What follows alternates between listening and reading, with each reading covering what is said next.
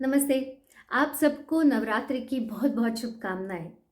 अगर आपको फेस्टिवल्स के बारे में या उत्सवों के बारे में कोई टेक्स्ट लिखना हो, या अगर आप किसी आपके दोस्त को मिलते हैं और आपको स्वीडिश में उसे बताना है कि आपने क्या उत्सव किया या कैसे आप फेस्टिवल मनाते हो, तो कुछ शब्द है जिनका आप उपयोग कर सकते हैं।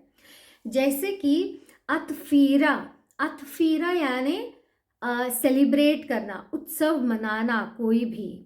तो उससे बोलते हैं जैसे दिवाली, वी फीरार दिवाली, वी फीरार गणेशोत्सव, वी फीरार नवरात्रि, नॉथिंग, है ना। तो उससे बोलते हैं अतफीरा।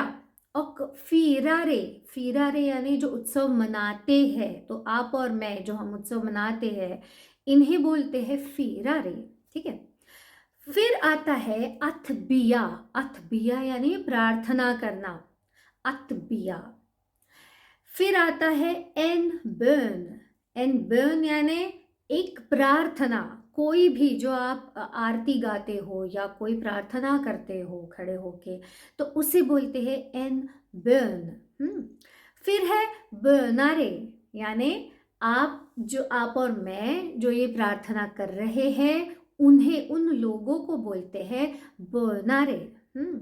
फिर आता है जो हम दिया जलाते हैं उसे बोलते हैं att tända lys, यानी दिया जलाना, है ना।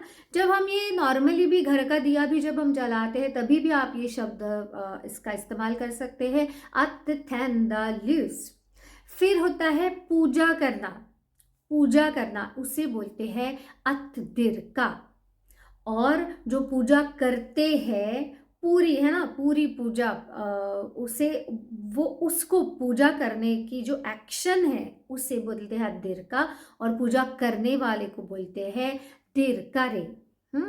आई होप कि आप इन शब्दों का इस्तेमाल कर सके और कॉन्शियसली, अगर हो सके तो कॉन्शियसली करने की कोशिश कीजिए। जब हम जितना ज़्यादा उपयोग करेंगे हमारे बोलने में, लिखने में, सुनने में, उतना हमारा ये जो शब्द होते हैं ये हमारे दिमाग में एकदम फिक्स हो जाते हैं।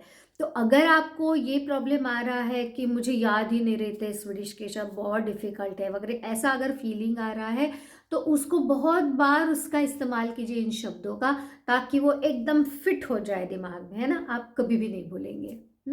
धन्यवाद। और आपको फिर से नवरात्रि की बहुत बहुत शुभकामनाएं।